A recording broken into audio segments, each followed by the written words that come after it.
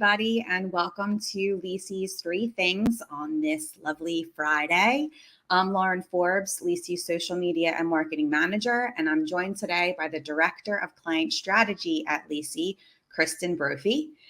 Today, our live stream, we're going to be talking about some tips and tricks that you can use to up your social media game. Hi, Kristen. Hi, Lauren. How you doing I'm today? good. How are you? I'm okay. I will first say to our audience, I am still getting over COVID. I had COVID last week, and it's a Mhm. doozy. So just apologies in advance if I have to take a beat and start coughing a lot. Yeah. That's the symptom that is still just lingering and doesn't want to go away. So. Yeah. That took you out, didn't it? Oh my God, it's exhausting. And I was starting to think that I was not going to get it because it's the first time I've gotten it. And I thought it was just my flu shot Mhm. symptoms because I got my flu shot last week. So I chalked it up to that. And then I all of a sudden couldn't lift my head anymore. So here we are on the mend. Yes, we are glad that you are feeling better Thank you. and that But you're here with me today to do three things. exactly, you know. So, while we're talking about that, let's get started. Do you want to take tip one for our audience? Sure. I mean, the first thing that is a quick success tip, although it's not quick, is building a community on social media. And you build that community by being authentic and genuine. I just told you all I had COVID last week, and I might start coughing my brains out today on this live stream. So that's being genuine. That's authentic. That's just me. But Right. anyway, creating a community means creating a not just a brand for yourself and a presence for yourself, but also uplifting others through your platforms. And this could be on Instagram, LinkedIn, Twitter, Facebook, YouTube, whatever your social media platform is of choice. Building that community and making sure that there is regular, thoughtful engagement is really Mhm. going to help not only your brand, but help everybody else out there too. And Mhm. when I say building a community with thoughtful engagement, I mean, don't just post things and don't just be posting valuable content, but also curate content. So you don't just have to be a creator; you can also be a curator too. And social media, it's supposed to be social, right? It's one of Mhm. those platforms that are meant to start a dialogue. So social Mhm. media is meant to start conversations, have a dialogue, and not to have you stand up on a soapbox and shout into the void and just speak monologue after monologue at people. Right. So kind of getting a consistent conversation going will also help. Yeah, and even I think, commenting, making sure you at least take some time to read through others' posts and comment. Don't just, you can obviously with one of those emojis, but definitely comment, start a conversation, get the ball rolling. Because then who knows, they might reciprocate and do that to you or do that for you when you post something. Exactly. I mean, a lot of people have heard these terms or the term engagement pod thrown out Mhm. there. And I Yes. know Mhm.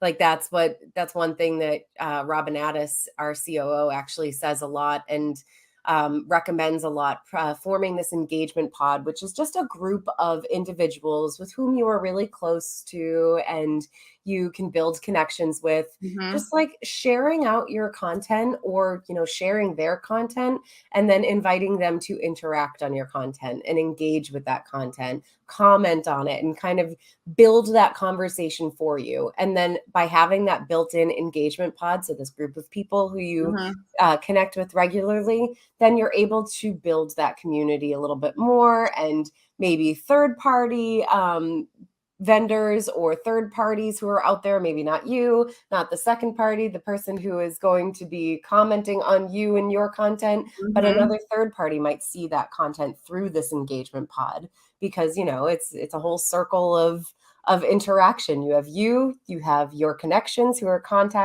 interacting with your content, and then you have all of their connections that can see their interactions. So it Yeah. really helps spread your reach even more. Yeah, absolutely. You got to kind of get the ball rolling somewhere. And so the best place to start is to start with your friends and colleagues. Exactly. And another way to build that community is talk to your competitors on social media. Interact with, we call them frenemies in some circles, but interact with your competitors. There's enough business for everybody out there. So there's nothing wrong with interacting on content that is created by somebody else, Right. especially if it's something that you also believe in and you also think is really valuable information for your followers to be seeing. It will Mhm. not only boost your visibility and your engagement, it's also going to help that competitor out a little bit. Right. Yeah, exactly. Another way to build community is to use collaborations whenever possible. And Mhm. what I mean by a collaboration is maybe co-author an article or something that you can then push out on your social media channel as well as somebody else's social media channel. Or, tag other users and other brands on social whenever possible. Mhm. If you took a quote from one of their Instagram posts, or maybe you saw an Instagram post that they created and you think it's really great, share that post to your story on Instagram and then tag the original creator. That Mhm. way they can see that you're sharing their content. And then, your followers will also see, like, this is really valuable. I'm going to share this with my community. And then maybe your followers will then go follow this person as well. Yeah. Instagram and other social media platforms also have a collaboration tool built in where you can actually tag another user or another account on Instagram and invite them to be a collaborator. And if they accept that collaboration request, the post will appear in both feeds, yours and the collaborator's feed. Mhm. So that's another great way to kind of keep that community engagement up. Yeah, 2 for 1. And last little trick I want to dispel is to create or use branded or community hashtags. So, Mm. a friend of mine is a photographer who gets all of her business, literally all of her new business comes through Instagram. And it's because she has her own Instagram profile and she uses on Instagram, you can use up to 30 hashtags per post. And Mhm. you should be at minimum using 10 on every post that you're posting if you want to extend your reach even more. Right. And she uses community hashtags such as Boston photographer, lady photographer, photog, Instagram photographer, Hmm. photographer, wedding photographer, like just all of these different photography related hashtags for that community, or like Boston photographer brands her as a photographer in Boston, wedding photographer brands her as a wedding photographer. Mhm. And people who follow those hashtags are then able to see her content. Or she's able to then see other people posting from those hashtags and can go comment on other photographers' content and say, wow, this is a really great picture. I would Yeah. love to post it on my platform and share your work. And then Mhm. that actually builds that engagement a little bit where you're able to interact with other people doing the exact same thing as you on the same platforms and, ask each other questions, learn from each other. Yep. No, it's a great point. I like that. And then using all of those hashtags, obviously she can be seen multiple places. 30. Yep. Gosh, think of all the places and all the people that are following those 30 something hashtags. Oh my God, I know. Yeah, I could do an entire program about hashtags. I really could. You should. That should be on the list to do. There we go. We've joked about this before. Maybe we actually need to I just think we do do. it. Okay, well, thank you for that tip. I Yeah. will take the next one. The next tip that we have for you is recycle and repurpose. Now that we're in the fourth quarter, obviously I hope you've done a ton or put out a ton of content the past 3 quarters. So, we're talking about blogs and webinars and live streams and articles, whatever kind of content you've put out. We talk about evergreen content. So evergreen content means content that you continually use over a period of time that is relevant. It doesn't ever really change. There's no statistics in there. There's really no numbers that would change over time. So evergreen content is something that does not change that you can repurpose. So we talk about that, and we repurpose our own content. So let's say we have a blog. We can turn that blog then into an infographic. Let's say you've done a webinar. You can then take bits and pieces of that recorded webinar and create snippets or create quote graphics out of those. And then what you would do is then take those pieces of content and put them out through all the other different platforms, depending, if they were specific for those things. So the idea of creating new formats for these new content ideas is that you are then expanding your reach, and then you're also then reaching new audiences. So you really want to make this work, or how you want to make this work is when you are creating blogs or writing those articles, you kind of want to keep in the back of your mind that you can then repurpose. So what can you say that you can then pull out later that you can then repurpose for a different platform? Anything to add to that? I think that Yeah, I think that pretty much covers the repurposing. I also think that, when you are taking a piece of evergreen content and pulling out different things to repurpose, you could, share the same thing, even though it is a repurpose. So share the same blog on your LinkedIn multiple times, but each time you're sharing it, pull out a new snippet right. From the content. That way, people who haven't seen it yet might be seeing it for the first time, are Right. enticed to click on it, but people who have seen it and maybe didn't click on it before will get a new piece of information that then will drive them to click on it, but maybe they didn't click on it last time. Yeah, there's nothing wrong with repurposing stuff 3 months ago, even 2 months ago, because the likelihood of everybody seeing that, last month or so is very slim.